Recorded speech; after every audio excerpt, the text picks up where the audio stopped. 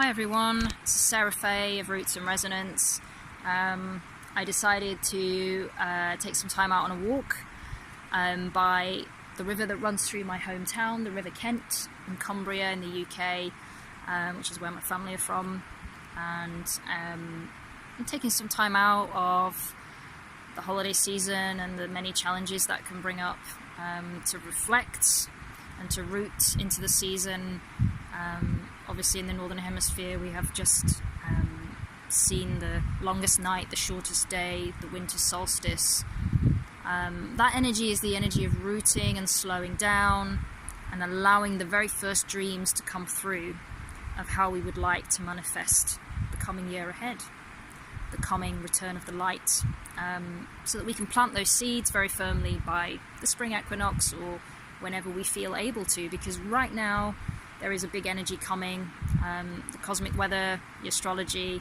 As of tomorrow we have a new moon in Capricorn, that energy of manifestation, of assessing and reassessing our support systems, our practical networks, and organisation structures that allow us to achieve and manifest our goals and our visions. We really will be called to assessing those and their robustness as we go into the new year and a new era, essentially a new beginning. So that all sounds really epic and grand, but obviously on a microcosmic scale in our individual lives that could be a really internal matter. It could be a very spiritual time, but with the energy of an eclipse and the energy of Capricorn and the expansiveness of Jupiter, there is a lot of implications potentially for our outer world as well, our relationships, the systems that we have in place. And if they're not robust enough and they're not looking out for our interests, our best interests, they're not working for us, then they are likely to fall away. So I encourage you to take some time out now to be with the peace of this time of year, and to do some visioning and some dreaming, whether that's some time journaling or creating some art or a nice nature walk, to be with what you're really feeling right now. If you have some holiday time, I encourage you, if there's some time between your commitments, to really get out and be with, or be inside in a cozy warm cave like a hibernating dreaming bear. This is a great time for that. So I've pulled a couple of cards for you as we're moving into this eclipse season from tomorrow, and in January there will be another eclipse in a couple of weeks. So that energy, that intensified energy of the new moon, the intention setting, the visioning, the seed sowing, the beginnings of that process will have a stronger, more energetic feel about it perhaps than it would be at other times.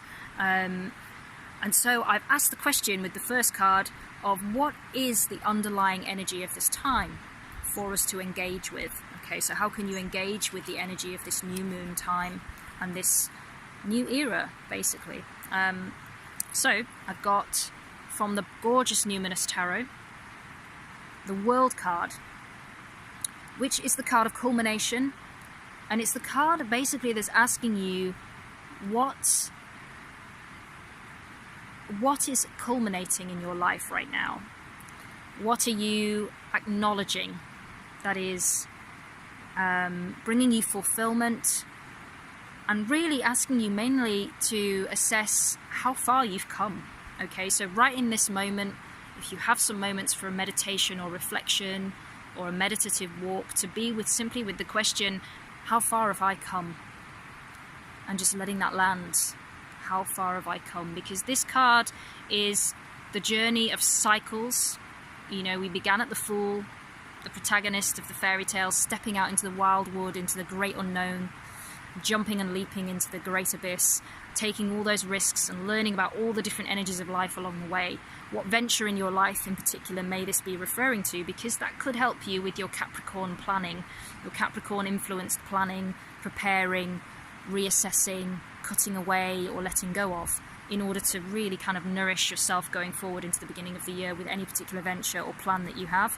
Or it could be a very spiritual journey or emotional journey, that you're in between acknowledging something that has ended and culminated in your life, generally in a positive way, but even if the lessons were hard won or difficult, that there is some peace and acknowledgement in this time where you can actually sit with that in celebration or in an honest reflection of how far you've actually come as a person at this time in this crazy world that we live in. So really being with that liminal place in between beginnings and endings, because the next step on the journey is back to the Fool again. Okay, so in the beginning of the year ahead, we will be called to manifest some new stuff. So before we can do that, it's great and healthy and foundationally supportive to be with just how far we've come, okay, and to really acknowledge what we've gained and how we've grown as a person and what achievements we can really celebrate, and give ourselves a good period of rest to acknowledge that. So that's kind of the energy of this time, which really does feel very supportive. Having said that, I've also asked, obviously looking at what you've achieved, and acknowledging achievement can be really difficult if you've been through a really tough time, or if you're looking at a particular subject that you're still really finding it hard to be clear about where you are or who you are in that process and what decisions to make. This card, the second card I drew, which is the card of what support, guidance or assistance is available to us to help us engage with this energy, the energy of culmination, achievement, fulfillment, and beginnings and endings. Okay, mainly we're looking at an ending, a culmination, but obviously that always leads to a beginning, as I just said. So for some of us, it may be that there is a part of our lives that we are not being conscious enough about that needs to be clarified. Okay, there's a cloud over the vision right way up. We have somebody who is very connected to the stars, the cosmos, in the way that our ancestors have been for thousands of years. Okay, the stories that humans have been telling for thousands of years about the stars, in myth, in magic, in astrology, and I would encourage you to also look at the astrology in more detail. There are definitely more nuances than what I've shared with you here in this reading, so fantastic time to look into that. But yes, this is somebody who is really connected to the universe and their magic, and the potential beauty and magic of being at the point where they recognize and they really see themselves as having been through a long healing journey, and they're now in a new place of consciousness, awareness, hope, and optimism, really.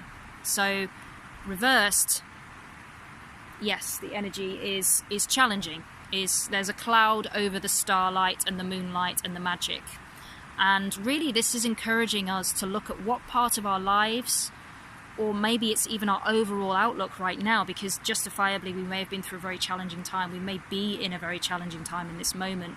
So how can we reconnect with our magic? How can we regain that sense of awe and wonder and interconnectedness with the web of life, which ultimately, even when the human systems are failing us, or they feel like they're failing us, the magic of the seasons, the flowing waters of the river, the elements and the stars in the sky, walking outside and being with that can really help us land into our bodies and into our interconnectedness with the whole of life. So this card is encouraging us that in whatever small way we can, to try and access that beauty and that connectedness in ourselves and in our life path now. That's really important fuel for the work ahead, and for any new manifestations we may have in our lives. So it can be a card of depression, it can be a card of showing that right now we may have achieved a lot and come a long way, and we may just not see it yet. We may not be ready to fully see how much we've achieved and how far we've come. That's okay, because particularly for many of us right now, we've literally just stopped from a very busy time of year, which especially in the winter time, moving at such a fast pace can be really the opposite of what our bodies and what the seasons are telling us to do, because it's cold, the days are darker, the days are shorter, and what we really need to be doing is holding up and taking care of ourselves, and slowing down to our dreams. But we can't always do that. So that may be the best advice for you right now in this reading, is to really take some time out to be with magic, to be with stillness, to be with the elements and the earth and the starlight, or the simplicity of your own rituals of comfort in your own home, or even if you're not at home right now, to find any way you can to access those rituals, whether it's a few deep breaths before you enter into a difficult encounter, deep belly breaths to help you really be in your body and clear away some of the anxiety that may be with you in that moment, and help the cloud lift. Okay, any ritual that can bring you some lightness is a positive thing right now. So any area of your life where the cloud is heavy and dark, or if you're just feeling into a dark, heavy mood, just being compassionate towards yourself, and where possible, looking for the light, because it will still be there.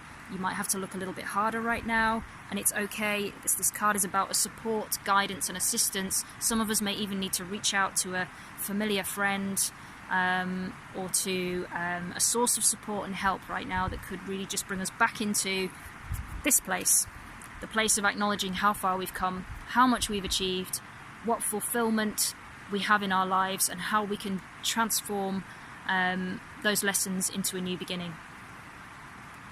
So I hope that reading brought some inspiration, brought some comfort, brought a little bit of time out over this winter holiday season. And for those of you in the Southern Hemisphere, I wish you also a very happy, transformative summer solstice, moving into the longest, beyond the longest day and into the darkening time of year.